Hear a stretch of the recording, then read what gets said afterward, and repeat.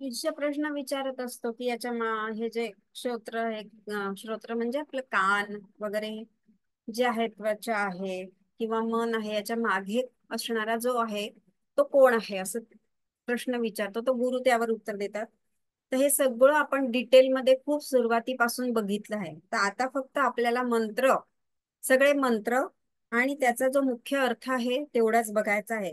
कारण पुस्तक खूप मोठं आहे याच्यामध्ये, आणि खूप डिटेल तेच तेच दिलेलं आहे. प्रश्न उत्तर त्यांनीच प्रश्न विचारलेले आहेत आणि पुन्हा पुन्हा तेच त्या सगळ्या गोष्टीचा उहापोह. मग हे विचारता की तो ब्रह्म कोण आहे, मग कुठून आला, कसं आहे, काय आहे, मग त्याचं ज्ञान कसं घ्यायचं, मग त्याच्यासाठी आपल्याला काय करावं लागेल. तर हे आपण आधीच सगळं वाचून घेतलेलं आहे. तर पुढे प्रत्येक मंत्राचा एकेका शब्दाचा खूप डिटेल अर्थ दिलेला आहे. तर आपल्याला इतकं सगळं काही घ्यायचं नाहीये, कारण ते थोडस कॉम्प्लिकेटेड पण आहे आणि समजायला थोडं कठीण आहे. म्हणजे माझे तर नोट्स आहेच काढलेले, पण गरज नाहीये त्याची. जे महत्वाचं होतं आपल्याला ते सगळं समजलेलं आहे. त्याचबरोबर खाली वाक्यभाष्य दिलेलं आहे.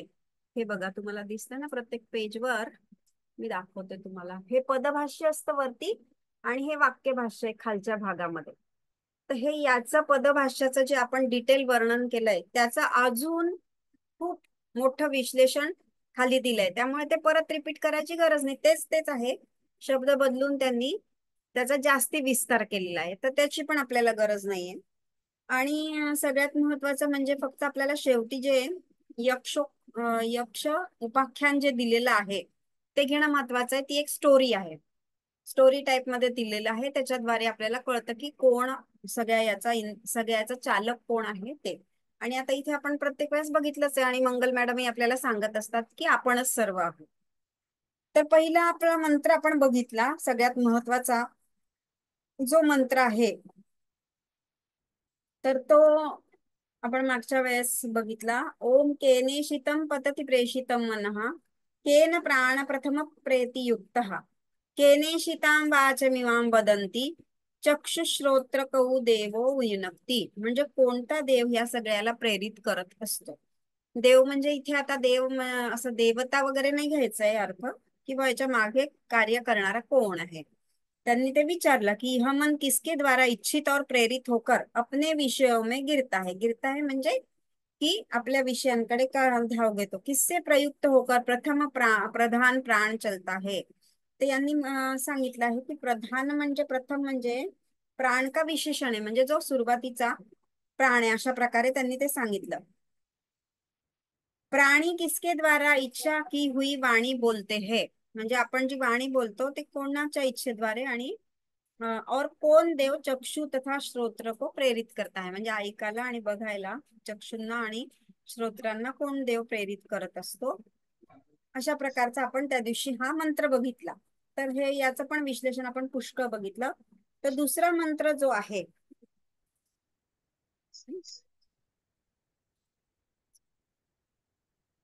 तर हा दुसरा मंत्र आहे.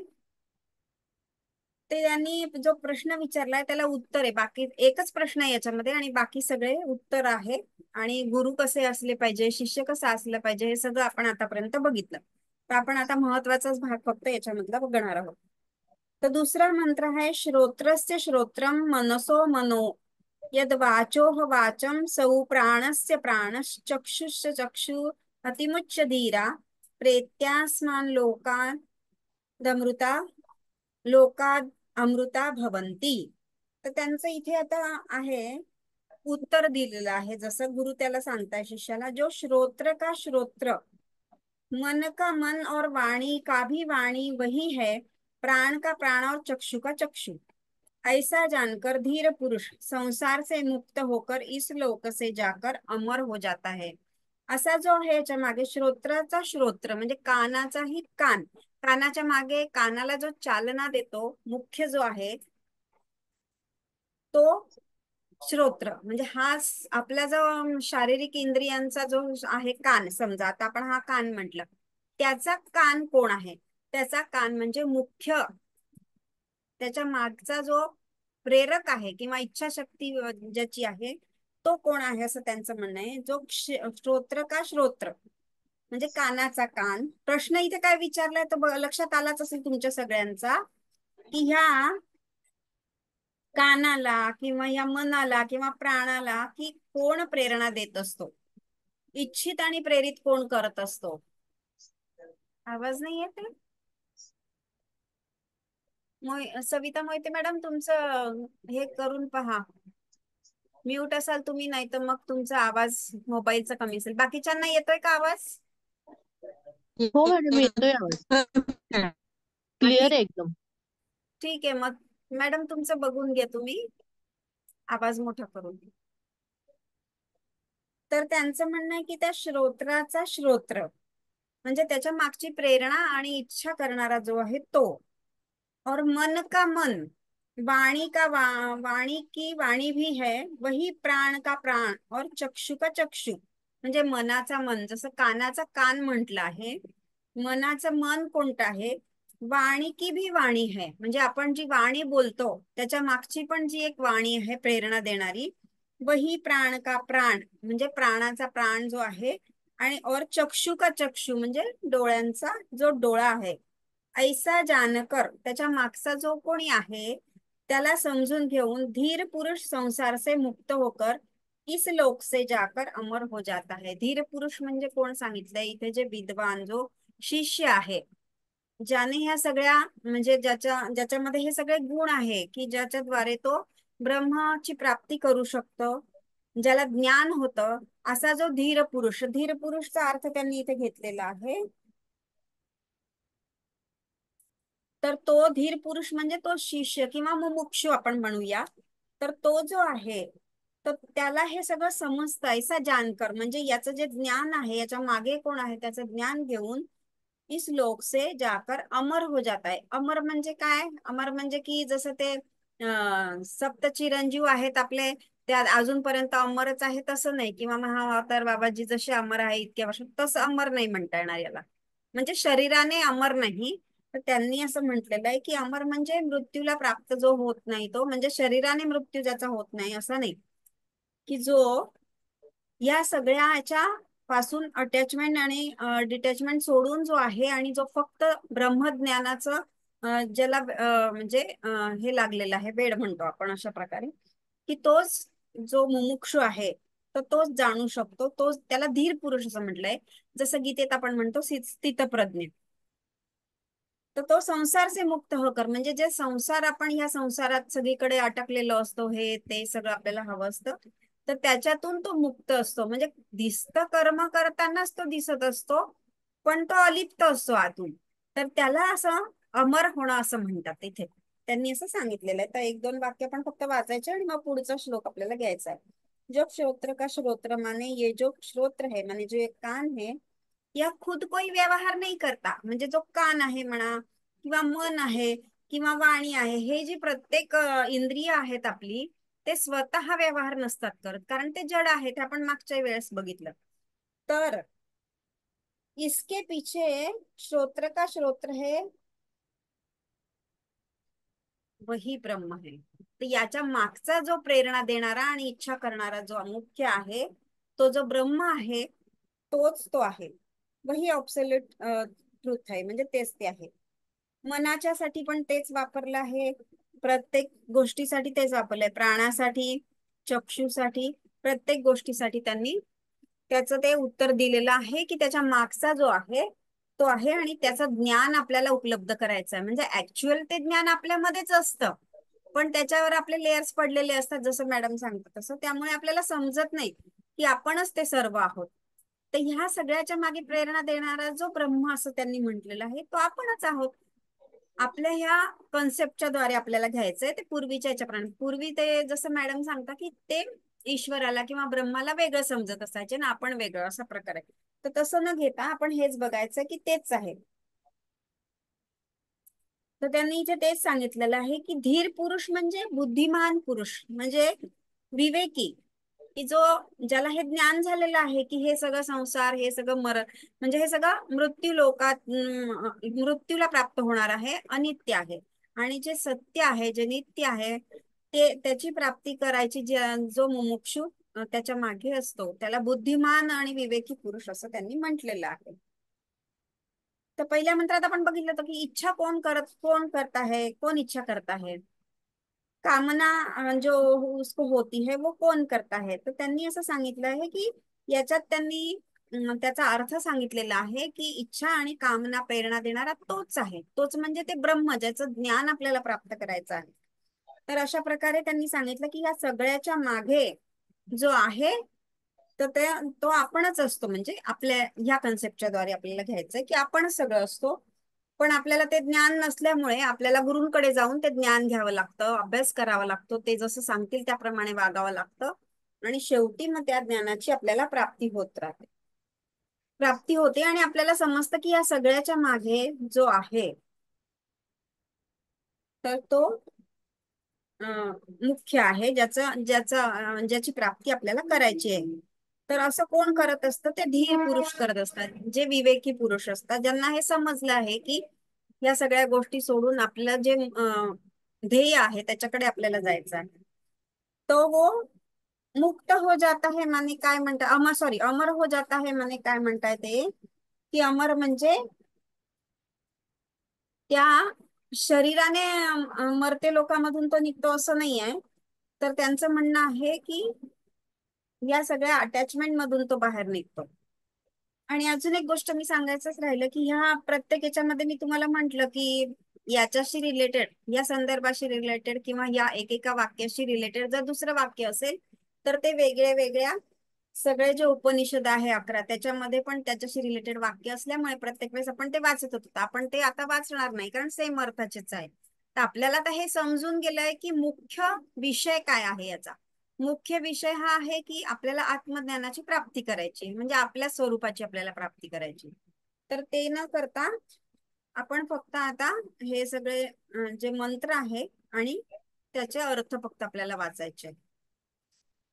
तर अशा प्रकारे हा दुसरा मंत्र झाला की त्यांचं म्हणणं आहे की तो जो धीर पुरुष असतो तो संसार से मुक्त होकर, म्हणजे संसार सोडून आणि संन्यास घेऊन वगैरे वगैरे काहीच न करता पण आतमधून तो या सगळ्या गोष्टीशी डिटॅच राहून फक्त ते जे ब्रह्मतत्व आहे त्याचं चिंतन मनन आणि त्याच विषयामध्ये तो सतत रमलेला असतो आणि त्याच्यासाठी तो व्याकुळ झालेला असतो. तर तो त्यामुळे तो अमर होतो. तर हा दुसरा झाला, दुसरा आपला मंत्र झाला. याच्यामध्ये खूप प्रश्न विचारले आहे, महाचक्षु का चक्षु, मग तो कोण असतो. मग त्या रूप रूप जेव्हा आपण चक्षुने म्हणजे डोळ्यांनी जे रूप बघत असतो त्याला प्रकाशित करणारा कोण असतो, तर त्याला प्रकाशित करणारा तो आत्माच असतो. ते आत्मस्वरूप जे आहे तेच त्याला प्रकाशित करत असतं, त्याच्याद्वारेच मग ते आपण रूप बघू शकतो. डोळे तर जड आहे पण त्याच्या आतमध्ये आपल्या शरीरामध्ये जे चैतन्य असतं त्या चैतन्याच्या द्वारे आपल्याला समोरची वस्तू दिसते.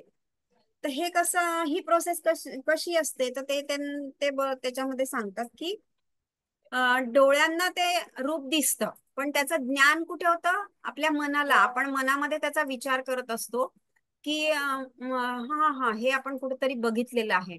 मग बुद्धी त्याचा निर्णय घेते की नाही, हे तर समजा आता एखादा हा पेन आहे, हा पेन जेव्हा आपण बघतो डोळ्यांच्या द्वारे आपण बघत असतो तर मनाला त्याचं ज्ञान होतं की हा पेन आहे आणि मग त्याचा आपण कसा उपयोग करत असतो काय असतो. मग बुद्धी निर्णय घेते की हा पेनच आहे आणि याच्याद्वारे आपण लिखाण करू शकतो. आणि मग त्याच्याद्वारे आपल्याला त्या पेनाबद्दलचं सगळं ज्ञान आपल्याला होतं. म्हणजे डोळे फक्त पाहण्याचंच काम करतात पण त्याच्या मागे कोण असतं, मन आणि बुद्धी कार्य करत असते. मग ती बुद्धी शेवटचा निर्णय देत असते की अशा प्रकारे ह्या पेनाचा उपयोग आपण काय करू शकतो. किंवा एखादं कोणतंही दुसरं उदाहरण घेऊ शकतो. गाय आहे बा, समजा गाय आपल्याला दुरून दिसली, मग गाय म्हणजे काय आहे, तर मन आपण म्हणजे विचार करायला लागतो, अरे गाय तर हे एक प्राणी आहे, मग ती कशा प्रकारे युक्त आहे, कसं आहे काय आहे. आणि मग बुद्धी निर्णय घेते की नाही नाही बरोबर आहे, हीच हीच गाय आहे जी आपल्याला, आपण हिचं दूध घेत असतो, जी किती उपयुक्त आहे. प्रत्येक प्रकारचं तिच्या मागे जे तिचे जे गुण असतात त्याचं वर्णन मग आपल्याला बुद्धी निर्णय देऊन सांगत असते की असं आहे. तर अशा प्रकारे हे सगळं खूप मोठं याच्यामध्ये एकेका मंत्रासाठी त्यांनी 5-5, 6-6 पानं त्याचं वर्णन केलेलं आहे. इतकं आपल्याला वाचायची गरज नाही, थोडक्यात त्याची कन्सेप्ट समजली की झालं. तर त्याच्यानंतर ते तिसरा जो आहे मंत्र तो घेतात. तर आता हा जो मंत्र आपण घेतला दुसरा, त्याच्यामध्ये खूप सारे गोष्टींचं कोणाचा म्यूट करा प्लीज. रजनी दीक्षित मॅडम. हा ओके. नेटच गेले की.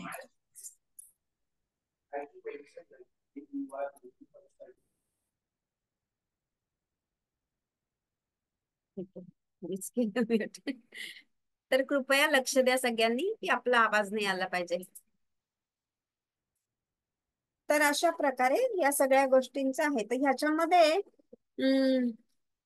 जे काही त्यांनी सांगितलं आहे की ते प्रकाश स्वरूप कसं आहे, आनंद स्वरूप कसं आहे तो आत्मा वगैरे वगैरे, तर त्याच्यामध्ये त्यांनी हे 2-3 उपनिषदांचं कनेक्शन दिलेलं आहे, म्हणजे रेफरन्स आपण जे म्हणतो. तर हा एकच जो दुसऱ्या नंबरचा प्रश्न होतो त्याच्यामध्ये बृहदारण्यक उपनिषद, मुंडक उपनिषद, कठोपनिषद, तैत्तिरीय ब्राह्मण, ह्या सगळ्या प्रकारचे जेवढे पण उपनिषद आहे त्याच्यामध्ये सेम प्रकारचं जे वर्णन आहे तर त्याचं दिलेलं आहे. तर हे प्रत्येक वेळेस इथे दिलेलं असतं. तर हे सगळं काही खूप वाचत बसायची गरज नाही, कारण त्याच्या मागचं आपल्याला समजलंय, ज्ञान झालेलं आहे आता. तर त्यांनी त्याचं वर्णन केलंय. मग तो आत्मा कसा असतो, अजर अमर वगैरे वगैरे, काय काय असतो ते सगळं. तर हे प्रत्येकच याच्यात ते रिपीटेड सांगत असतात की तो आत्मा कसा आहे, मग काय आहे, मग त्याच्यासाठी काय करायचं आहे, मग वाणी कसं कार्य करते, नेत्र कसे कार्य करतात वगैरे वगैरे, हे सगळं आहे. तर त्याच्यानंतर आपल्याला घ्यायचा आहे तिसरा मंत्र, आपल्याला घ्यायचा आहे.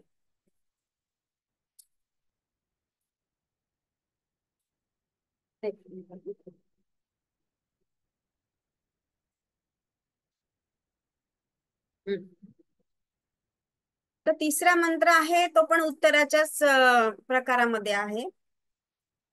तर तिथे त्यांनी सांगितलंय आत्मा का अज्ञेयत्व और अनिर्वचनीयता. या मंत्राचा जो अर्थ सांगितला आहे की आत्मा का अज्ञेयत्व आणि अनिर्वचनीय, म्हणजे त्याचं आपण वर्णन नाही करू शकत वाणीद्वारे, किंवा जेव्हा आपण तेच होऊन जातो, एकरूप होऊन जातो त्याच्याशी, तेव्हा मग बोलायला आपल्याला शब्दच नसतात, आपण बोलूच नाही शकत. न तत्र चक्षुर गच्छति, न वाग गच्छति, नो मनो न विद्यो न विजानिमो यथैतदनुशिष्यादन्यदेव तद्विदितात् तथो अविदितादधि इति शुश्रुम पूर्वेषां ये नस्तद्व्यच चक्षिरे. मग यांनी इथे सांगितलं आहे की वहा उस ब्रह्मतक, ब्रह्मतक म्हणजे ते जे आपल्याला जाणून घ्यायचं, ज्याचं ज्ञान प्राप्त करायचं आहे, वहा उस ब्रह्मतक नेत्रेंद्रिय नाही जाती. म्हणजे ते जे ब्रह्म आहे त्याच्यापर्यंत आपले नेत्रेंद्रिय पोहोचत नाही. म्हणजे याचा काय अर्थ होतो की त्याला आपण पाहू शकत नाही. का नाही पाहू शकत आपण त्याला, तर याचा अर्थ त्यांनी सांगितलेला आहे इथे की नेत्रेंद्रिय नाही जाती, वाणी नाही जाती, मन नाही जाता. तर त्यांचं म्हणणं आहे की कारण ते स्वतःच सगळं आहे. जेव्हा त्याचं आपल्याला ज्ञान होतं आपण त्याच्याशी एकरूप होऊ शकतो. तर कसं आहे, ब्रह्म कसं आहे, त्याला रूप आणि गुण नाहीये, म्हणजे त्याला फॉर्म नाहीये. म्हणजे जशी एखादी मूर्ती आपण त्या दिवशी बघितलं की विठ्ठलाची मूर्ती आहे, तर आपण ती डोळ्यांनी जर तिला बघू तर त्याचं वर्णन आपण करू शकतो की हा बा त्याचा मुकुट आहे असा, मग त्याच्या डोक्यावर पिंड आहे, मग असं आहे, मग गळ्यामध्ये तुळशीच्या माळा त्याने घातलेला आहे वगैरे वगैरे, आपण वर्णन करू शकतो. पण हे जे ब्रह्म आहे ते फॉर्म नसल्यामुळे किंवा त्याला गुण आणि रूप नसल्यामुळे आपण त्याचं वर्णन नाही करू शकत, म्हणूनच नेत्रेंद्रिय तिथपर्यंत जाऊ शकत नाही, असं एका दृष्टीने त्यांनी म्हटलं आहे. आणि दुसरा अर्थ असा झालाय की ते नेत्रच ते आहे, ते ब्रह्मच ते नेत्र आहे. आपल्या शरीराचे सगळे इंद्रिय किंवा आपणच जर ते आहोत तर आपण पुन्हा त्याचं वेगळं काय वर्णन करणार आहोत.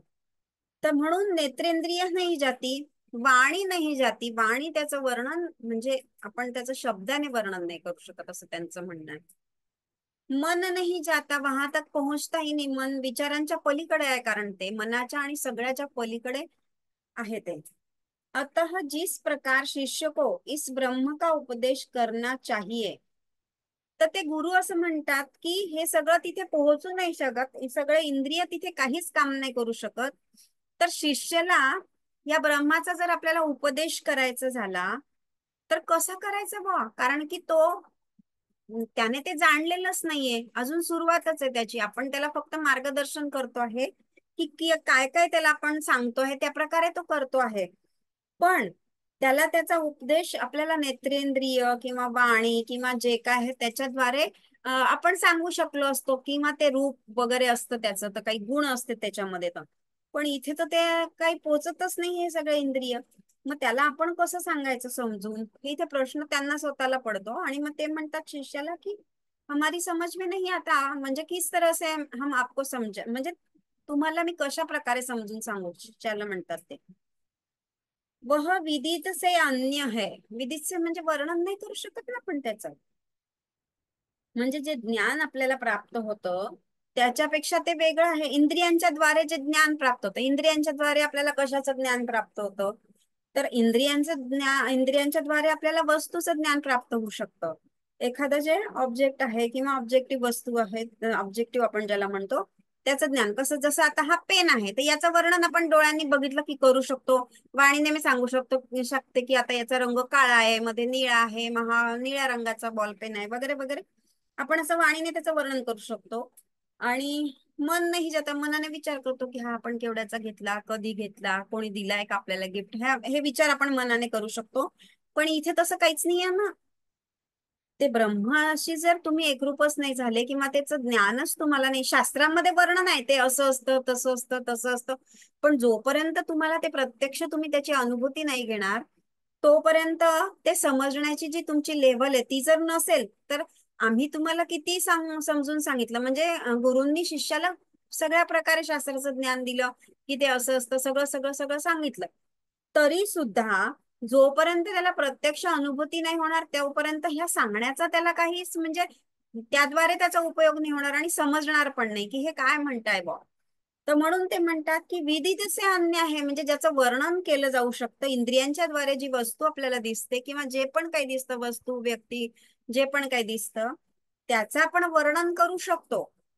पण ह्या ब्रह्माचं ते विदितसे पर आहे, म्हणजे त्याचं वर्णन करू नाही शकत, त्याच्या पेक्षा वेगळं आहे ना ते. तथा अविदित से भी परे है, ऐसा हमने पुरुषों से सुना है. अविदित से परे म्हणजे की जे ज्ञान आपल्याला मिळणार आहे त्याच्या पण, जे आपण इंद्रियांच्या द्वारे ज्ञान ग्रहण करतो त्याच्या पलीकडचं ते तत्व आहे. वेगळं पण आहे, म्हणजे विदितसे म्हणजे ज्याचं आपण वर्णन करतो, म्हणजे वस्तूंचं वर्णन करू शकतो पण त्याच्यापेक्षा ते भिन्न आहे. आणि अविदितसे परे म्हणजे ज्या गोष्टींचं आपल्याला ज्ञान नाहीच आहे त्याच्या सगळ्या गोष्टींच्या ते परे आहे.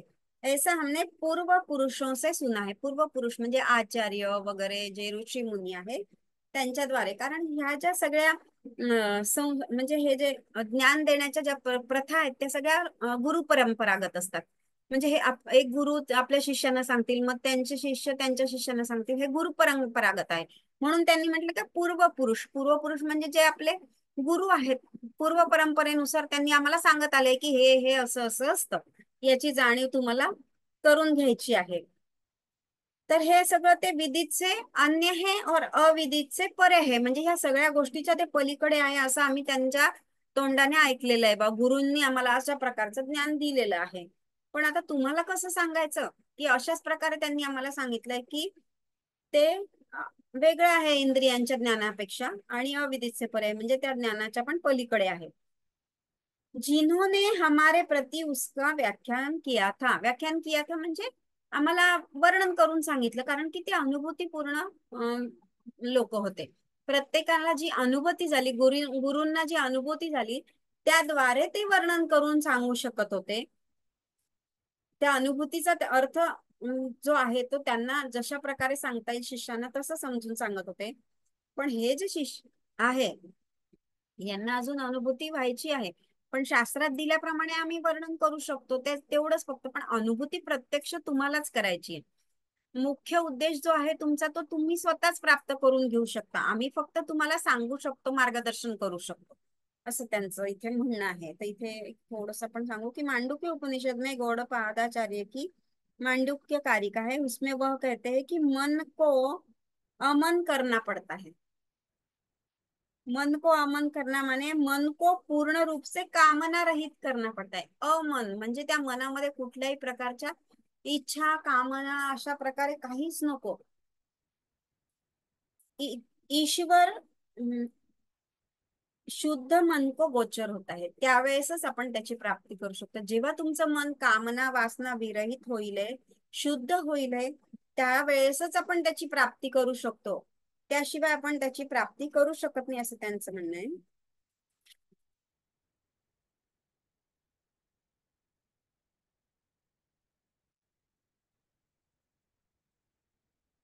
तर त्यांनी विदितचे परे, विदितचे अन्य आणि अविदितचे परेचा अर्थ इथे सांगितला आहे कि मन के द्वारा हम जो भी निश्चय करते हैं मन उससे अलग होता है. म्हणजे कोणत्याही गोष्टीचा आपण मनाच्या द्वारे जो पण निश्चय करतो तर मन त्याच्यापेक्षा वेगळं असतं. संकल्प विचार यह मन में से अलग ही रहते हैं. मन अन्य पदार्थों का संकल्प और निश्चय कर सकता है पर अपना संकल्प और निश्चय नहीं कर सकता क्योंकि ब्रह्म भी उसका ही आत्मा है. म्हणजे कोणत्या गोष्टींचा संकल्प, काही वस्तूंचा, काही दुसऱ्या गोष्टींचा संकल्प किंवा निश्चय करू शकतो, पण ह्या आत्म्याचा प्राप्ती आणि त्याचा संकल्प आणि निश्चय नाही करू शकत, असं त्यांचं म्हणणं आहे. क्योंकि परमार्थ ज्ञान अनिर्वचनीय आहे. आता हे सुरुवातीलाच आपण ऐकलं की आत्मा का अज्ञेयत्व और अनिर्वचनीयत्व. अनिर्वचनीय म्हणजे गेय के साथ अभिन्न आहे, म्हणजे ज्याची प्राप्ती आपल्याला करायची त्याच्यापेक्षा ते, म्हणजे जे प्राप्त होतं त्याच्यापेक्षा ते वेगळं आहे. वाणी गेय भी है पर ब्रह्म उसके साथ अभिन्न है. वाणी गेय म्हणजे तिचं ज्ञान होऊ शकतं. वाणी म्हणजे आपण याच्याद्वारे बोलू शकतो, बा ते कुठून कंठातून शब्द येतात वगैरे वगैरे वगैरे, हे सगळं आपण बोलू शकतो. पण ब्रह्म काय आहे, त्याच्यापेक्षा अभिन्न आहे. मन उस ब्रह्म के द्वारा अस्तित्व में रहता है और व्यवहार करता है. तर मन, वाणी हे सगळे आहे, हे सगळ्यांचं कार्य आणि व्यवहार कशामुळे चालतात, तर हे त्या परब्रह्मामुळेच चालत असतात. पण ते कसं आहे, त्यांच्यापेक्षा भिन्न आहे असं त्यांचं म्हणणं आहे. जसं की समुद्र आणि लाटा. जर ब्रह्म नसेल तर मन का अस्तित्वही नाही, असं त्यांचं म्हणणं. म्हणजे अचेतन आहे ना ते मन, म्हणजे त्याला चेतना दिली जाते. कशाच्या द्वारे चैतन्य प्राप्त होतं त्याला, हे जे ब्रह्मतत्व आहे, जे आत्मा आहे त्याच्याद्वारे ते प्रकाशित होत असतं, ते त्याचं कार्य करत असतं. जड शरीर म्हणजे मृत्यू झालेल्या शरीरामध्ये हे विचार, मनाचं कार्य किंवा शरीराचं कोणतंच कार्य नसतं, ते निश्चल असतं. तर म्हणून त्यांनी म्हटलंय की ब्रह्म नाही तो मन का अस्तित्वही नाही है.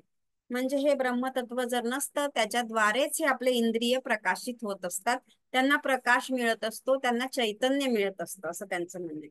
जैसे समुद्र और लाटा, समुद्र आहे म्हणून त्या लाटा आपल्याला दिसतात आहे. जर समुद्रच नसता तर लाटा कुठून निर्माण झाल्या असता, असं त्यांनी एक एक्झाम्पल दिलं आहे. ब्रह्म ही मन रूप से भासता है, म्हणजे हे ब्रह्मच आपल्याला मनाच्या द्वारे रूपामध्ये दिसत असतं. तो उसके संकल्प भी ब्रह्म ही हुआ है, म्हणजे त्या मनाने जे संकल्प केले जातात ते काय होतं, ब्रह्मच असतं ते. रूप का ज्ञान होने के लिए आंखें चाहिए, तर मग डोळे आपल्याला पाहिजे असतात खरं म्हणजे. रूप म्हणजे एखादा वस्तू बघायची, जसं पेन बघायचं आहे आपल्याला, तर डोळ्याने आपल्याला त्याचं ज्ञान होतं, मग या डोळ्यांनी आपण हा पेन बघू शकतो. तो उसके साथ मन भी चाहिए. त्यांचं म्हणणं आहे की मन पण पाहिजे, तभी हम वस्तू का ज्ञान होगा. म्हणजे डोळ्यांनी नुसतं रूप बघू, पण हा कोणत्या कलरचा आहे, काय आहे, त्याच्याबद्दलचं जे ज्ञान आहे ते आपल्या मनामध्ये ते सगळं स्टोअर केलेलं असतं. आपण बघितलेलं असतं, वेगळ्या वेगळ्या प्रकारचे पेन आपल्याला माहिती असतात, तर आपण फक्त सगळे कलर किंवा सगळं असं नाही सांगू शकत, फक्त एवढं सांगू शकतो की हा तर काळ्या कलरचा पेन आहे. म्हणजे विशिष्ट ज्ञान जे असतं ते मनामध्ये आपल्याला स्टोअर केलेलं असतं, स्मृतीमध्ये असतं आपल्या.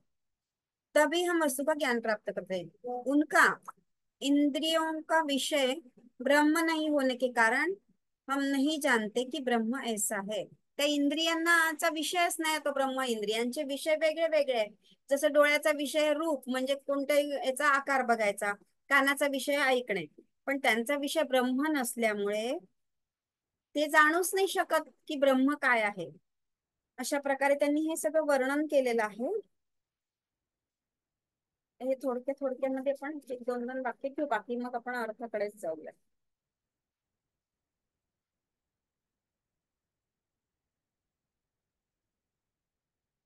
तर ते म्हणतात इथे, मी मगाशीच वाचलं की शिष्य को क्या ज्ञान देना है ये हम नहीं जानते, हमें समझ में नहीं आता.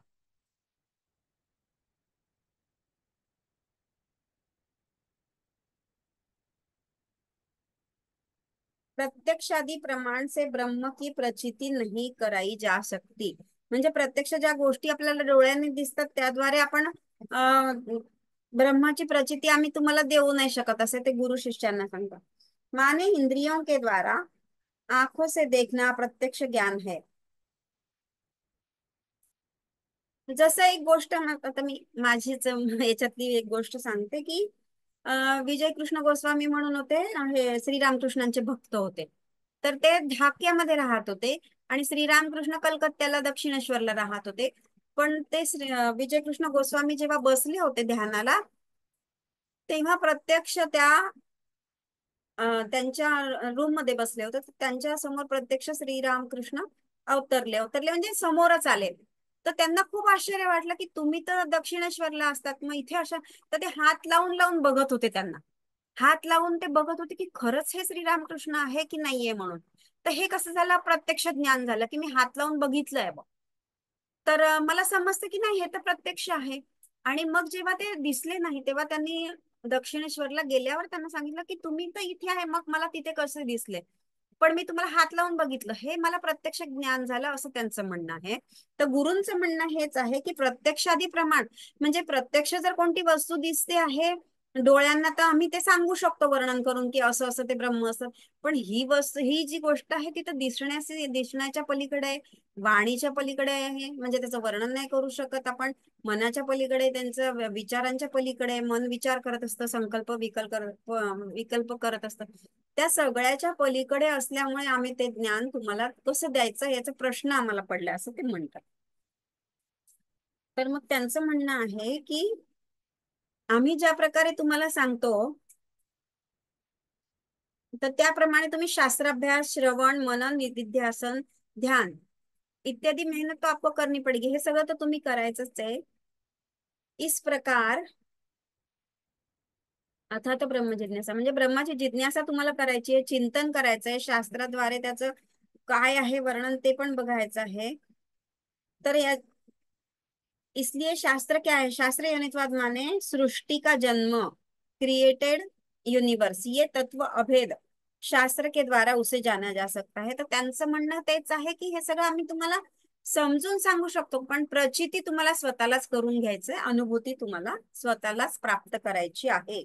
अशा प्रकारे त्यांनी बरंच त्यांना समजून सांगितलं की ब्रह्म झूठ नाही हुआ है. म्हणजे त्या वाणीद्वारे त्यांचं वर्णन नाही करू शकत.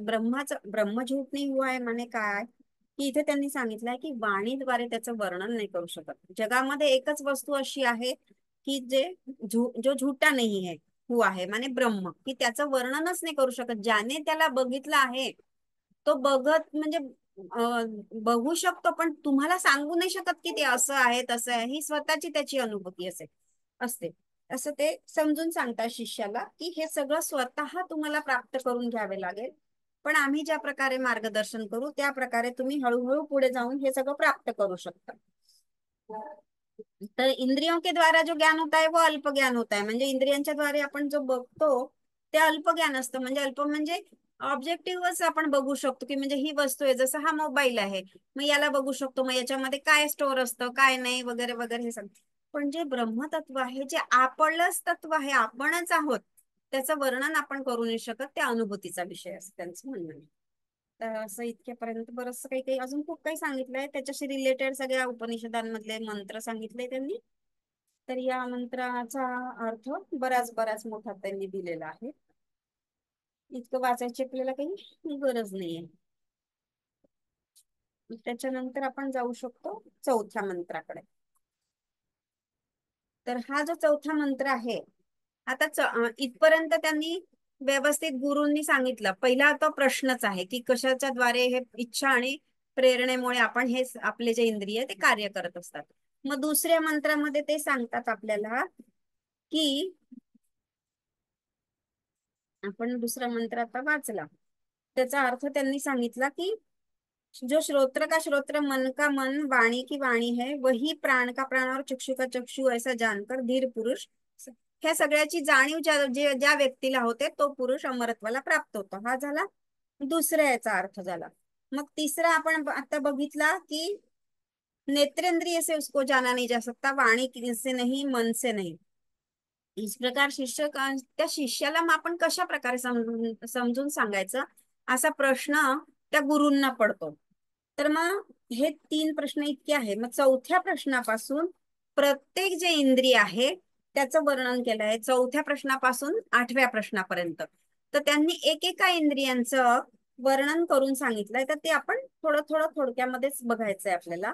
जास्त डीप मध्ये आपण जाऊ नाही शकत, कारण की डीप मध्ये मग खूप खूप वाचन करावं लागेल. तेवढं आपल्याला काही गरज नाही. आणि सगळं याच्यामध्ये प्रत्येक क्षणाला रिपिटेशन रिपिटेशन आहे. आता हा तिसरा जो मंत्र आहे त्याचं त्यांनी 5 आणि 6 पेजेस मध्ये वर्णन केलंय. जे की आपल्याला आता थोडक्यात समजलं की गुरूंना प्रश्न पडतो की आता याला कसं समजून सांगायचं.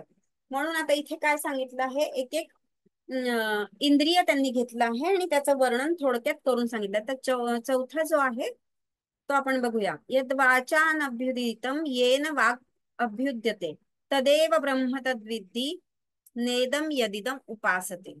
तर हा चौथा मंत्र आहे. त्यांनी सांगितलं की जो वाणी से प्रकाशित नाही है, वाणीने ज्याला आपण म्हणजे त्याच्यावर आपण फोकस नाही करू शकत, की ते दाखवू नाही शकत किंवा त्याचं वर्णन नाही करू शकत वाणीने. वाणी से जो प्रकाशित नहीं है, म्हणजे वाणीने तो प्रकाशित नहीं होत, पण किंतु जिससे वाणी प्रकाशित होती है उसी को तू ब्रह्म जान. पण ज्याच्यामुळे वाणी प्रकाशित होते, म्हणजे त्याच्या मागची जी प्रेरणा आहे, ज्याच्यामुळे आपण बोलू शकतो आणि काही व्यक्त करू शकतो, ती जी वाणी आहे त्याच्या मागचं जे तत्व आहे त्याला तू जाण, आणि तेच ते ब्रह्मतत्व. असं ह्या मंत्राचा त्यांनी अर्थ सांगितला आहे. किंतु जिससे वाणी प्रकाशित होती है उसी को तू ब्रह्म जान. जिस इस देश कालावच्छिन्न वस्तु की लोक उपासना करते हैं वह ब्रह्म नहीं है. आता देश कालावच्छिन्न वस्तू, सगळ्यात महत्वाचं त्यांनी सांगितलं की वाणी उसे प्रकाशित नाही कर सकती. म्हणजे ते जे तत्व आहे त्याला वाणी प्रकाशित करू शकते का? नाही. पण त्याच्या प्रेरणेने, त्या चैतन्याने ती वाणी आपला व्यवहार करून राहिली आहे. जर ते चैतन्य नसतं तर आपण बोलूच शकलो नसतो, किंवा वाणीचे जे व्यवहार आहे की आपण एक्सप्लेन करू शकलो नसतो, किंवा काही जे आपले बोलण्याचे जे पण आहे ते सगळं आपण काहीच करू शकलो नसतो, गाणं म्हणू शकलो नसतो. म्हणजे हे काहीच करू शकलो नसतो, त्यांचं म्हणणं आहे. तर त्या वाणीला कोण प्रकाशित करत असतं? जे चैतन्य स्वरूप आहे, जो आत्मा आहे, जे ब्रह्म आहे, त्याच्याद्वारे ती वाणी प्रकाशित होत असते. तर त्यालाच तू ब्रह्म जाण, असं गुरु आता प्रत्येक इंद्रियांच्या द्वारे सांगण्याचा त्यांना प्रयत्न करत आहे. आणि पुढे सांगितलंय की जिस इस देश कालावच्छिन्न वस्तू, म्हणजे देश म्हणजे जागा, प्लेस म्हणू शकतो आपण. काला म्हणजे काळ, टाइम म्हणतो. अवच्छिन्न वस्तू म्हणजे टाइम स्पेस कॉझेशन. कॉझेशन म्हणजे ज्याला आई वडील आहे, जसं की आपण आहे, समजा मी आहे सुलक्षणा, तर मी इथे राहते, म्हणजे महाराष्ट्रामध्ये राहते किंवा भारतात राहते. हा आपला देश आहे, ही जागा म्हणजे प्लेस म्हणू शकतो. काळ म्हणजे आता ज्या काळामध्ये माझा जन्म झाला, आणि टाइम आपल्याला माहिती असतो कोणत्या वेळेस आपला जन्म झाला, मग आपला प्रत्येक गोष्टीचा टाइम आपल्याला माहित असतो. नंतर पॉझिशन म्हणजे की आपले आई वडील आहेत, माझे भाऊ बहिणी आहेत, सगळे रिलेटिव्ह आहेत, हे सगळं आहे. तर ह्या सगळ्या वस्तू, या तिन्ही गोष्टींच्या पलीकडे या सगळ्याची लोक उपासना करत असतात. सगळेजण यालाच खरं सत्य समजत असतात. पण त्याच्या पलीकडेही जे आहे ते खरं ब्रह्म आहे, असं त्यांचं म्हणणं. कि जिस इस देश कालावच्छिन्न वस्तू की लोक उपासना करते है वह ब्रह्म नहीं है. म्हणजे लोक ज्या गोष्टीची उपासना करतात, ह्या टाइम स्पेस कॉझेशन मध्ये देश कालावच्छिन्न जे आहे त्याच्यामध्ये राहून आणि त्याच्याशी रिलेटेडच जे साधना करतात, ते ब्रह्म खरं ते नाहीये असं त्यांचं म्हणणं, त्याच्या परे आहे ते. तर याचा अर्थ तत्वतः आता आपण बघितला. तर थोडक्यामध्ये इथे जो सांगितलाय तो बघू. ब्रह्म वागादि से अतीत और अनुपास्य है. वाणी ब्रह्म का वर्णन नहीं कर सकती, क्योंकि वाणी जिसकी जाती होती है उसका ही वर्णन कर सकती है.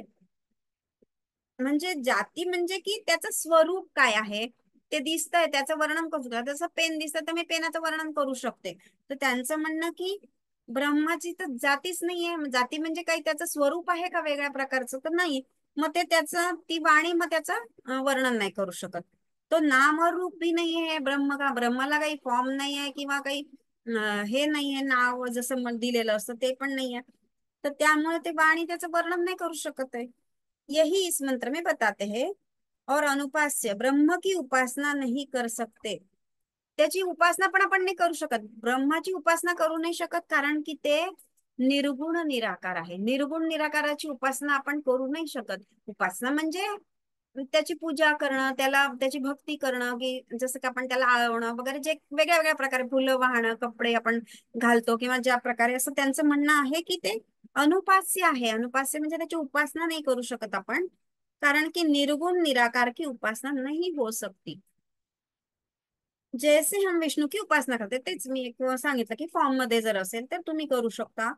क्योंकि वो हमारे से अलग नहीं है. आता यांनी मेन पॉइंट आपल्याला सांगून दिला की ते आपल्यापेक्षा वेगळंच नाही आहे ना. मग तुम्ही त्याची उपासना कशी करू शकाल? करूच नाही शकत आहे. आपली आपण उपासना करू शकतो का? आपली म्हणजे शरीराची नाहीये. इथे इथे प्रत्यक्ष अर्थ आपल्याला काय घ्यायचा आहे? शरीर मन बुद्धी हे नाही घ्यायचं आहे. आपला जो सोल आहे, आपला जो आत्मा आहे, तो आपणच आहोत. आणि ते जे ब्रह्मतत्व जे वेगळं आपल्याला भासत असतं ते आपणच आहोत.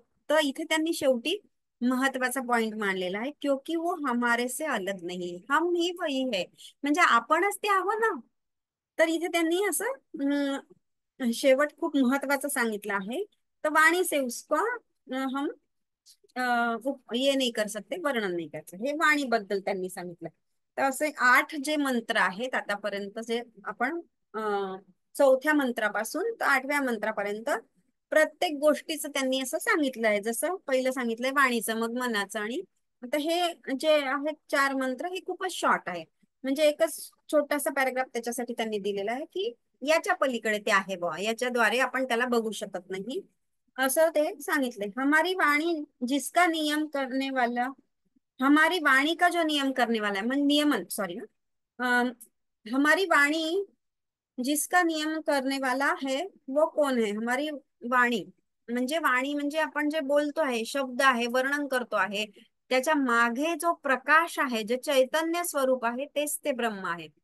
तर त्यांचं म्हणणं प्रत्येक वेळेस ते प्रत्येक वाक्यातून तेच तेच सांगतात आहे की त्याला प्रकाशित करणारं जे आहे तेच ब्रह्म आहे. वाणी त्या ब्रह्माला प्रकाशित नाही करू शकत, पण ते ब्रह्म त्या वाणीला प्रकाशित करत असतं. म्हणून ती बोलू शकते, आपण सगळे क्रिया करू शकते, ती तिचा व्यवहार करू शकते. तर अशा प्रकारे त्यांनी याचं महत्व सांगितलेलं आहे. काय आहे शेवटी ते महत्वाचं सांगितलं की आपणच ते असल्यामुळे आपण त्याचं वर्णन कसं करणार आहोत. तर अशा प्रकारे खूप सुंदर सुंदर आहे. हे जर आपण वाचत गेलो तर आपल्याला खूप इंटरेस्ट येतो खरं म्हणजे. पण इतकं पूर्ण आपण वाचायला वेळही नाही आपल्याला, आणि आपण वाचूही नाही शकत. तर हे थोडक्यात महत्वाच्या महत्वाच्या गोष्टी मी फक्त तुम्हाला सांगते. गुरु शिष्य को बता रहे हैं कि उपाधि सहित तत्व को छोड़ उपाधि रहित तत्व को ब्रह्म जान. उपाधि सहित, उपाधी म्हणजे फॉर्म, उपाधी म्हणजे फॉर्म मध्ये आहे, म्हणजे आपलं शरीरामध्ये जे आहे, जसं विष्णूची मूर्ती आहे, कृष्णाची मूर्ती जे काय आहे. तर त्यांनी सांगितलं आहे की उपाधि सहित तत्व को छोड़ उपाधि रहित तत्व को ब्रह्मजान. म्हणजे जे उपाधी सहित आहे, जी मूर्ती आहे, त्याच्यात नको अडकू तू. त्याच्यामध्ये काय करू शकतो आपण? फक्त त्याची पूजा अर्चा वगैरे, पण त्याच्यामध्ये जर आपल्याला मर्ज व्हायचं, आपण आणि तो एकच आहोत, तर त्या मूर्तीला, त्या उपासनेला आपल्याला सोडावं लागेल. त्यांचं असं म्हणणं आहे, उपाधी रहित म्हणजे फॉर्म नसलेलं जे निर्गुण निराकार तत्व आहे ते ब्रह्म आहे, असं ते शिष्याला आता समजून सांगता शेवटी. माने अनात्म वस्तु में ब्रह्म भावना का निषेध कर रहे हैं. म्हणजे गुरु म्हणता की ही अनात्म वस्तू आहे बा. अनात्म वस्तू म्हणजे आता सुरुवातीचे जे साधक आहे त्यांच्यासाठी ही गोष्ट जरुरीची आहे, म्हणजे साधना करणं, पूजा अर्चा करणं. पण आपण आता या लेवलला, या स्टेपला आलेलो आहोत की आपल्याला माहितीच झालंय की आपणच सर्व आहे. आणि आपले जे कोर्सेस मंगल मॅडमच्या थ्रू आपण करतो आहोत, त्याच्यामध्ये तर मॅडम पहिल्यापासून प्रत्येकाला हेच सांगतात आहे की आपणच सर्व आहे आणि आपणच क्रिएटर. आणि हे जे सगळं आपल्याला दिसतं हे मॅट्रिक्स आहे, आपण हे सगळं आभास आहे, नाहीच आहे म्हणून हे सगळं. आणि तेच सगळं आता ह्या उपनिषदांद्वारे आपण समजतो आहे. तर इथे हे लक्षात घ्यायचं आहे की अनात्म वस्तु में ब्रह्म भावना का निषेध हो ही गया है. म्हणजे अनात्म वस्तू आपण त्याला म्हणतो की ज्याच्यामध्ये आत्मस्वरूप नाहीये, चैतन्य नाहीये, जे खरं स्वरूप आपलं आहे त्याच्यामध्ये तुला ब्रह्मभाव बघावा लागेल. आणि त्या ज्या वस्तू आहे, बाकी ज्या गोष्टी इंद्रियांच्या द्वारे आपल्याला दिसतात की रूप गुण वगैरे जे काही असलंय, तर त्याच्यामध्ये तो भाव नको धरू तू, असं ते समजून सांगताय. माने आपणच ते सगळं तत्व आहोत याची जाणीव तू आता घे. त्या सगळ्या गोष्टींमध्ये अडकू नको, अलिप्त होऊन जा त्याच्यापासून. म्हणजे करायचं कर्म म्हणजे सगळं सोडसाड करून बसायचं नाही, इथे अर्थ घ्यायचा आपल्याला की त्याच्यामध्ये न अडकता आपण एकच आहोत याची सतत जाणीव, सतत मनन चिंतन, हा भाव जर सतत ठेवला, याला एकात्म बोध आपण जो म्हणतो, वननेस जो म्हणतो, तो हा महत्वाचा आहे असं त्यांनी सांगितलं. अगर उपाधि विशिष्ट की उपासना हो रही है तो ये नहीं करनी है. म्हणजे विशिष्ट उपास्य घेतलं आपण, म्हणजे विष्णूची मूर्ती गेली, कृष्णाची मूर्ती घेतली, किंवा देवी काय पण जे पण आपण करतो, तर त्या सगळ्याला घेऊन बसलं तर हे खरं ज्ञान नाही असं त्यांचं म्हणणं. आणि हे मॅडम पहिल्यापासून आपल्याला सांगत होते. हमारी बुद्धी को ब्रह्म बुद्धी में स्थित करना है. म्हणजे उपाधी रहित तत्वामध्ये आपल्याला एकरूप व्हायचं आहे. शुद्ध बुद्धी हो गई है. आता आपली बुद्धी शुद्ध झाली, आपल्याला समजलं आहे सगळं, आणि आपण या सगळ्यांपासून अलिप्त झालेलो आहे. आपण अनअटॅच्ड आहोत सगळ्या गोष्टींमधून. तर त्यासाठी आपल्याला त्याच्यामध्ये स्थित व्हायचं आहे. अन्य उपास्य देवता में जो बुद्धी है उसका निषेध करना है. म्हणजे तेच की सुरुवातीचे जे आपण मूर्तीपूजा वगैरे काय काय काय काय सगळं करत असतो, व्रत वैकल्य, सगळ्या प्रकारच्या उपासना इथे त्यांनी सांगितलेल्या आहे. तर ते सगळं सोडून तू त्याच्याशी एकरूप हो, त्याच्यामध्ये मर्ज होऊन जा. मर्ज होऊन जा म्हणजे आपल्या अहमला त्याच्यामध्ये लय करायचा आहे.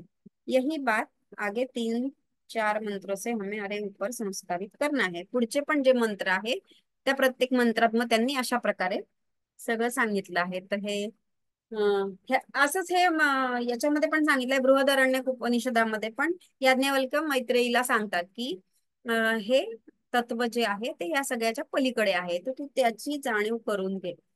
तर ते पण खूप सुंदर आहे, याज्ञवल्क्य आणि मैत्रेयीचा संवाद. एक पॅरेग्राफ तर तो ऍक्च्युली, हे जे मंत्र आहे हे जर तुम्ही पाठ केले आणि हे रेग्युलरली म्हटले ना, तरी सुद्धा आपण त्या भावनेमध्ये सतत राहतो, त्या बृहदारण्यक उपनिषदा जो याज्ञवल्क्य आणि मैत्रेयी संवाद आहे तो पण इतका सुंदर आहे. खूपच कशा प्रकारे ते ब्रह्म आहे हे सगळं ते तिला समजून सांगत असतात.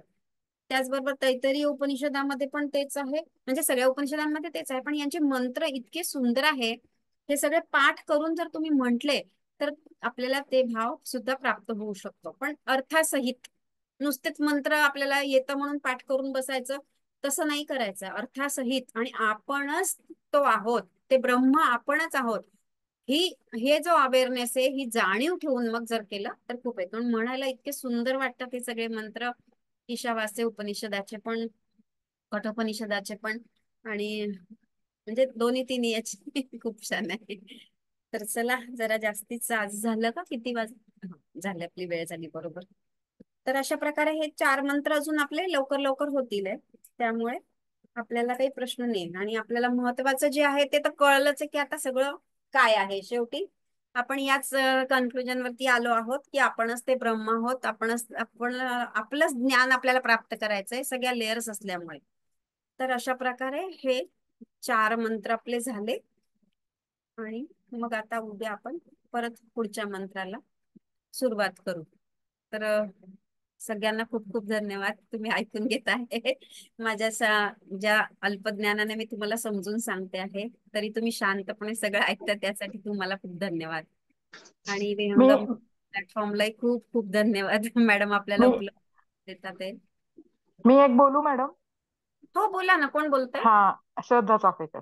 हा बोला मॅडम. नाही, मला एक आपलं असं जाणवलं, म्हणजे योग्य किंवा काय माहिती नाही, हे सगळे उपनिषदांमध्ये हे आत्मतत्व किंवा ब्रह्मज्ञानाचं हे जे वर्णन तुम्ही म्हणता ना, भरपूर सारे मंत्र आहेत आणि तेच तेच तेच आहे. तर याच्या हम्म. मागचं कारण असं मला एक वाटतंय की सगुण रूपामध्ये भक्ती करणं किंवा समजून घेणं हे सोपं आहे माणसाला, कारण हा. काहीतरी फिजिकॅलिटी दिसत असते.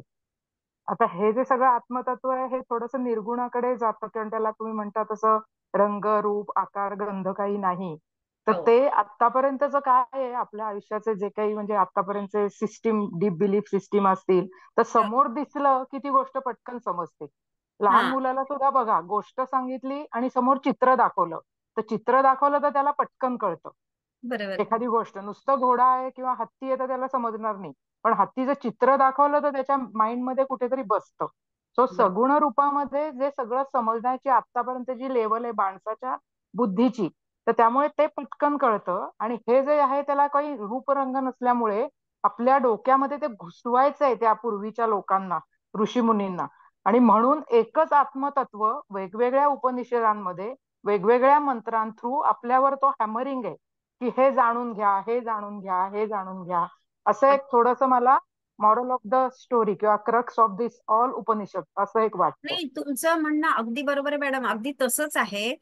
कारण काय आहे, मंगल मॅडम पण पहा, आपल्याला प्रत्येक गोष्ट किती किती वेळा त्या मेसेज टाकता, व्हॉइस हो, क्लिप टाकता, किती वेळा आपल्याला समजून सांगता हो, की अरे हो. तेच आहे बाबा, तेच आहे, तेच आहे. हम्म, हम्म, तरी हम्म. आपण किती गडबड करतो, किती काही म्हणजे बऱ्याच गोष्टी आणि कुठे कुठे दुसरं एक जातात. गोष्ट मला काय वाटते माहितीये का, की हे ज्या वेळेला ज्ञान होणार आहे केव्हा माहितीये का, की ह्याची थोडीशी अनुभूती किंवा थोडीशी झलक जेव्हा एखाद्याला मिळेल ना, तेव्हा ते माणूस अजून 100 ने 1000% त्याच्यावर ट्रस्ट ट्रस्ट म्हणजे ट्रस्ट आहेच. कारण ते नसेल तर आपण काही करूच शकणार नाहीये इंद्रियांनी. हे माहितीये, समजतंय पण उमजत नाही. हा जो प्रकार आहे ना, ते निर्गुण हा, मग ते असल्यामुळे सगळं. ते आपले लेयर्स पडले ना, आपण हा, विसरून गेलो हा. आपलं मूळ स्वरूप. एक्झॅक्टली. त्याच्यामुळे तर एक्झॅक्टली. त्याला त्याच्या पुन्हा पुन्हा ती आठवण करून द्यायची आपल्याला की अरे हम्म, तू हम्म, हे नाहीये, तू हे मायाजाळ आहे, असं हम्म, याच्यात हम्म, बाहेर नाही. हम्म, पण ते कसं आहे, एकदा दोनदा तीनदा 100दा जरी सांगितलं तरी ते खूप हम्म, कठीण हम्म, आहे आपण त्याच्यातून बाहेर येणं. म्हणजे ते म्हणून थोडस या आहे ना की उपनिषदांचा आधार घ्यायचा आणि हा, त्याच्याद्वारे वेगळ्या वेगळ्या त्यांनी गोष्टी सांगितल्या हो, आहे, हो, हो. शिष्य आणि त्यांचा संवाद आहे, फक्त हेच राईट. आहे याच्यामध्ये. पण हम्म. मूळ विषय आहे तोच. तोच आहे, आणि मेन हे, तेच आहे. हा, सुरुवातीचे जे साधक असतात ना मॅडम, म्हणजे हम्म. जे ज्यांना माहितीच नाही की काय असतं, राईट, आणि राईट. आपल्या ज्या रूढी परंपरानुसार आपले जे हम्म. लोक आहेत, घरातले पूर्वज लोक, हम्म. त्यांनी आपल्याला ह्याच पॅटर्न मध्ये तयार केलंय ना, की ती मूर्ती हा. आहे आणि तुम्ही त्याची पूजा करा आणि उपासना करा वगैरे. राईट, तर ते राईट. संस्कार आपल्यावरती झाले आहे. पण हम्म. आता विहंगमचे जे साधक आहे, 2 वर्ष झाले ते करतायत, तर राईट. त्यांना हे ज्ञान झालं की याच्या हम्म. पुढे आपल्याला जायचं, की खरं काय हम्म. आपण ते आहोत. तर त्यांच्यासाठी हे ठीक आहे, पण जे हम्म. सुरुवातीचे साधक आहे त्यांच्यासाठी ते हम्म. मूर्ती, उपासना, एक्झॅक्टली. वैकल्य हा, हे त्याला जरुरी ते आहे. आहे सगळं. हा, आणि मग त्यालाच धरूनच ते पुढे जाऊ शकतात, की बा हम्म. ते मूर्तीच ते निर्गुण जे हा. स्वरूप आहे पुढे तेच आहे.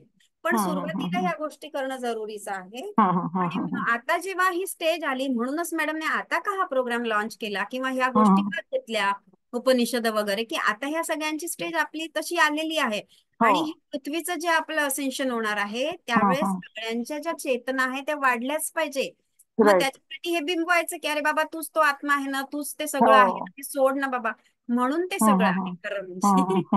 तर त्याच्या मागची ही कन्सेप्ट आहे खरं म्हणजे, बाकी काही नाही. Yes, yes, yes. ते कळतंय पण वळत नाही, अशी थोडी स्टेज आहे सगळ्यांचीच. हा, ते आहे म्हणा. तर संसारात त्याच्यासाठीच आपल्या असल्यांची. क्लिन्झिंगचे जे प्रकार चालू आहे ना, हा, हे हा, हे हा, माहिती का, शरीरामध्ये पण बऱ्याच गोष्टी आपले जे अँसेस्ट्रल पॅटर्न जे आहे आपले, हा, हा, ते जे डीएनए मध्ये फिट असतात, त्यांच्याद्वारे जे हा. आपल्याला मिळालेलं असतं ना, तर ते जाणं खूप कठीण असतं. म्हणून या क्लिन्झिंगच्या प्रोसेस आहे, जसं आपण चक्राध्यान अच्छा. वगैरे सगळं करतो की ओके, नाही, ओके. Right, right, right. ते झाल्यानंतरच आपल्याला समजू हा, शकतं. समजू शकतो. राईट, त्याच्याशिवाय ते राईट. ज्ञान खूप कठीण आहे. कठीण आहे, बरोबर. पण छान सांगताय, समजतंय सगळं म्हणजे. हा, हा, म्हणजे तेच मला म्हणायचं की कोणाला समजतंय की नाही, नाही, नसेल समजत तर समजतंय, प्रश्न समजतंय. विचारू शकता. नाही, आणि आपल्या समजतंय. मॅडम तर सांगतातच आपल्याला की त्याचा हो. पूर्ण अर्थ काय. Yes. Okay, thank you. Thank you, thank you thank you. So much. तर अजून कोणाला काही विचारायचं असेल तर विचारू शकता, नाहीतर आपण उद्या भेटूया. समजतंय का सगळ्यांना, म्हणजे कोणाला काही प्रश्न नाही आहे ना, की नाहीच समजत ते बिलकुलच, काही असं काही आहे का? तसं असेल तर तुम्ही ग्रुपवरही टाकू शकता प्रश्न, की हे मला नाही समजलं बा. मॅडम सविता बोलतेय. हा, बोला. हे तुम्ही तर खूपच छान सांगताय, समजून सांगताय, वेगळ्या वेगळ्या उदाहरणं पुस्तकात आहेत ते किंवा तुमचे स्वतःचे पण असं सांगताय. कधी हा. कधी काय असं वाटतं ना, अरे हे तर खूपच सोपं आहे, हेच आहे की सगळं. आणि कधी कधी बिलकुल. असं वाटतं की अरे बापरे, हे फारच अवघड आहे. हे हो. जे ते जे उदाहरणं सांगतात ना त्याच्यावर किंवा हे तुम्ही असं वाटतं अरे हे तर फारच अवघड आहे आणि कधी कधी वाटतं अरे हे फारच सोपं आहे. अशी कंडिशन होतीये सध्या म्हणजे असे. बिलकुल बिलकुल. ऍक्च्युली काय आहे ते, असं आपण सांगितलं की समजतं आहे आपल्याला, पण हं, प्रॅक्टिकल मध्ये आणायला तर जमत नाही आहे ते, असं आहे ते. म्हणजे प्रॅक्टिकल म्हणजे आपण प्रत्येक क्षणाला हाय जगलं हा पाहिजे की आपणच ते ब्रह्म आहे, आपणच क्रिएटर आहे. जसं मॅडम सांगत राहता की नाही, अरे करा हं. ना तुम्ही संकल्प, ते पूर्णच होणार आहे. तर ते आणायला आपल्याला कठीण जात आहे, असं एवढंच आहे. हा बस बाकी काही नाही तेच प्रॅक्टिकल. मी म्हणतो तसं कळतंय पण वळत नाही. कळतंय सगळं बुद्धीला. ऍक्च्युअली हा, इम्प्लिमेंटेशनच्या वेळेला थोडंसं, कारण काय अजून तशी सवयच नाही ना बुद्धीला. सवय हे नाही. आता आता हे सगळं हळूहळू हळू चाललंय, त्यामुळे ते इम्प्लिमेंट करायला थोडा अवधी लागेल, पण जाणीवपूर्वक केलं तर काही वेळेला जमू शकतंय, नाही असं नाहीये. बरोबर फक्त ती आहे. ठेवायला लागते, लक्षात ठेवायला लागते इथे प्रत्येक वेळेला हा, ते वाचताना खूप आपण. कठीण आहे. खूप प्रत्येक कठीण आहे क्षणाला वाचताना. पाहिजे हो आपण हो लक्ष, हो की नाही नाही आपण काय करतोय हे चुकीचं आहे. एक्झॅक्टली म्हणजे याच्यामध्ये काय एक्झॅक्टली. होतं, आपण मग चुकीच्या गोष्टी पण नाही करत. एक महत्वाचं हा पण असतं हो की हो हो चाललोय बाबा, आपल्याला काही कोणी म्हणत नाहीये, काही नाही, चाललो हे नाही करा नाही. ते करा, खाणं पिणं मौज, म्हणजे अरे बाहेर या ना आता त्याच्यातून, असं त्यांचं राईट राईट राईट म्हणणं. राईट राईट बरोबर. झालं आता पुष्कळ केलं, आणि जन्मोनजन्म आपण केलंय म्हणून तर अजून आपण हो इथेच आहोत ना. Right right right exactly. असं आहे ते. चला ठीक आहे, थँक्यू. इंटरेस्टिंग आहे पण. खूप इंटरेस्टिंग, खूपच. म्हणजे बापरे, मी तर किती वेळ बसू शकते त्याच्यावर. खरंय खरंय. पण ते प्रॅक्टिकल मध्ये कठीण आहे बरं का, वाचायला, प्रॅक्टिकल पण नाही ऐकायला. नाही सांगते काय, आता आता माझं पण मी म्हणजे ज्ञानेश्वरीचा एक ग्रुप आहे आमचा. अच्छा. त्याच्यामध्ये सुद्धा ते सगळे हे योग सांगतायत ना वेगवेगळे. तर हो. ते ऐकायला खूप छान जातं. आमच्या मॅडम म्हणले इम्प्लिमेंट करता आलं तर बघा, एक गोष्ट जरी इम्प्लिमेंट केली तरी सक्सेस आहे 100%. तेच आहे. ऐकायला खूप छान वाटतं. इम्प्लिमेंटेशन सगळं महत्वाचं. अध्यात्म इज नथिंग बट इम्प्लिमेंटेशन. हा, तेच आहे. आपल्याला हे पण मॅडम तेच आमच्या करायचं सांगतात. आहे. म्हणजे याचा जो हम्म आपल्याला म्हणजे अर्थ घ्यायचा आहे ना, की इम्प्लिमेंटेशनच करायचं आहे. इम्प्लिमेंटेशन करायचं. नुसतं वाचून सोडून नाही द्यायचं आहे. ते कठीण आहे खूप, जमेल पण हळूहळू जमेल जमेल. प्रयत्नपूर्वक जमेल. तर मॅडमने पकडूनच ठेवलंय ना, त्या सोडता कुठे हो आपल्याला. हे झालं की ते, अरे करा बरोबर, तुम्हाला करा करा. करायचंच आहे हे. Right right Sulakshana right. Sulakshana madam, आत्मवंदन.